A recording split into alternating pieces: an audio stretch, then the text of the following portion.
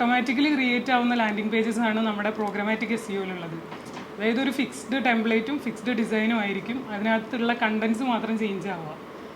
നമ്മൾ regular SEO ചെയ്യുമ്പോൾ എങ്ങനെയാണെന്ന് വെച്ച് കഴിഞ്ഞാൽ നമുക്കൊരു സ്പെസിഫിക് ആയിട്ടുള്ള കീവേഡ് വെച്ച് നമുക്ക് എങ്ങനെ വേണമെങ്കിലും കണ്ടൻസിനെ ചേഞ്ച് ചെയ്യാം. ഏത് പേജിന്, ബ്ലോഗ് പോസ്റ്റുകളെ എല്ലാത്തിനെയും ചേഞ്ച് ചെയ്യാൻ പറ്റും. ഇതിൽ മെയിനായിട്ട് വരുന്നത് ലാൻഡിംഗ് പേജസ് ആണ്. ഇതൊരു എക്സാമ്പിളാണ് കേട്ടോ. carvale.com എന്ന് പറഞ്ഞിട്ട് ഈ കാറുകളുടെ കമ്പാരിസൺ ഒക്കെ പറയുന്ന ഒരു വെബ്സൈറ്റ് കണ്ടിട്ടുണ്ട്. അതായത് പുതിയതായിട്ട് ഇറങ്ങുന്ന കാറുകളുടെ ഡീറ്റെയിൽസ് ഒക്കെ കൊടുക്കുന്നത്, ലോഞ്ച് ചെയ്യുന്ന ഡേറ്റിൽ തന്നെ അവർ വീഡിയോസ് ഇറക്കാറുണ്ട്. അവർക്ക് കമ്പയർ എന്ന് പറഞ്ഞിട്ടൊരു പേജ് ഉണ്ട്. ഇവരുടെ ഒരു പേജിന് പ്രോഗ്രാമാറ്റിക് എസ്ഇഒ ചെയ്തതിന് ശേഷമുള്ള റിസൾട്ടാണ് ഒറ്റ മാസത്തിലുള്ള റിസൾട്ടായി കാണിച്ചിരിക്കുന്നത്. അതായത് 13,000 സംതിങ് പേജസിൽ നിന്ന് ഒരു മാസം കൊണ്ട് 3 lakhs പ്ലസ് ട്രാഫിക്കാണ് ഉണ്ടായിട്ടുള്ളത് ഈ ഒറ്റ പേജിന് മാത്രം. കമ്പയർ എന്ന് പറയുന്ന ഇവരുടെ ടോപ്പ് പേജിന് മാത്രം. ഇത് ഇവരെങ്ങനെ അച്ചീവ് ചെയ്തതെന്ന് വെച്ച് കഴിഞ്ഞാൽ, ഞാൻ നേരത്തെ ഒരു 3 പോയിന്റ് ഓർത്ത് വെക്കാൻ പറഞ്ഞില്ലായിരുന്നു.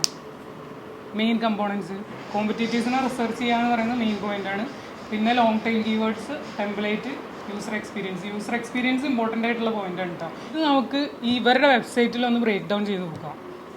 ഫസ്റ്റ് തന്നെ ഇവരുടെ ടെംപ്ലേറ്റ് ഉണ്ടോ, പേജ് ടെംപ്ലേറ്റ് ഉണ്ടോ, Maruti Suzuki grand Vitara versus Maruti Suzuki Brezza. അപ്പോൾ ഈ മാരുതീൻ്റെ തന്നെ 2 കാറുകളുടെ കമ്പാരിസൺ അവിടെ കാണിച്ചിരിക്കുന്നത്. അതിൽ ഫുൾ ഡീറ്റെയിൽസ് കൊടുത്തിട്ടുണ്ട്. ഒരു യൂസറിന്, അതായത് കാറ് വാങ്ങാൻ പോകുന്ന ആൾക്ക് അറിയേണ്ട എല്ലാ ഡീറ്റെയിൽസും ആ ഒറ്റ പേജിൽ കൊടുത്തിട്ടുണ്ട്. അതുപോലെ തന്നെ വേറൊരു പേജാണിത്, അർബൻ ക്രൂയിസർ ഹൈ റൈഡറും ഗ്രാൻഡ് വിറ്റാരയും തമ്മിലുള്ള കമ്പാരിസൺ. അത് 2 ബ്രാൻഡുകളുടെ കാറുകളാണ്. ഇതുപോലെ എല്ലാ ബ്രാൻഡുകളുടെയും കമ്പാരിസൺ ഇവർ കൊടുത്തിട്ടുണ്ട്. ഈ ഒരു ഒറ്റ കമ്പയർ പേജിലാണ് ഇവർക്ക് കൂടുതൽ ട്രാഫിക് വന്നിട്ടുള്ളത്. പിന്നെ സെക്കൻഡ് വൺ ഞാൻ പറഞ്ഞ പോലെ ഡേറ്റാബേസ്. നമ്മളൊരു ഡേറ്റാബേസ് എന്തായാലും നമ്മൾ കൊടുക്കണം. ഇപ്പം ഞാൻ സൈക്കാട്രിസ്റ്റുകളുടെ ഒരു പേജ് കാണിച്ചില്ലേ, അതായത് ഇവർ കയറി ആ വെബ്സൈറ്റിൽ കയറി ഓരോ ഡോക്ടേഴ്സിന് രജിസ്റ്റർ ചെയ്യുമ്പോൾ ഇവർ ഡേറ്റാസ് കൊടുക്കുന്നുണ്ട്. നമ്മൾ കോൺടാക്ട് ഫോംസ് ഫില്ല് ചെയ്ത് കൊടുക്കില്ലേ, അതുപോലെ അപ്പോൾ നമ്മുടെ ഡേറ്റാസ് മുഴുവൻ അവർ ചോർത്തുന്നുണ്ട്.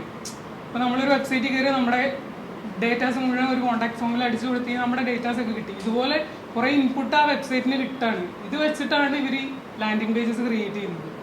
പിന്നെ പറഞ്ഞ ലോങ് ടൈൽ കീവേഡ്സ്, ഇവർ യൂസ് ചെയ്തിട്ടുള്ള ലോങ് ടൈൽ കീവേഡ്സ് ഉണ്ട്. ഇതിന് സെർച്ച് വോളിയം മിനിമം ആയിരിക്കും. എന്നാലും ഇപ്പോൾ കാറ് മേടിക്കണം എന്നുള്ളൊരു ഇൻറ്റൻഷനായിട്ട് ഒരാൾ കയറുന്നയാൾ ഇങ്ങനെ സെർച്ച് ചെയ്യുള്ളൂ.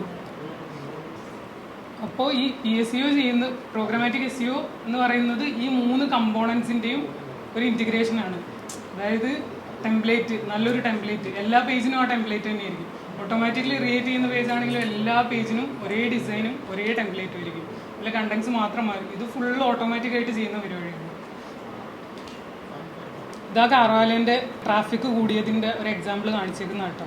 ഒറ്റ മാസത്തിൽ ഈ ആദ്യം തന്നെ 5 പേജിൽ നിന്ന് 263 ട്രാഫിക് ഉണ്ടായിരുന്നിടത്ത് 118 പേജിൽ നിന്ന് 12,000 പ്ലസ് ട്രാഫിക് ഉണ്ടായിട്ടുണ്ട്.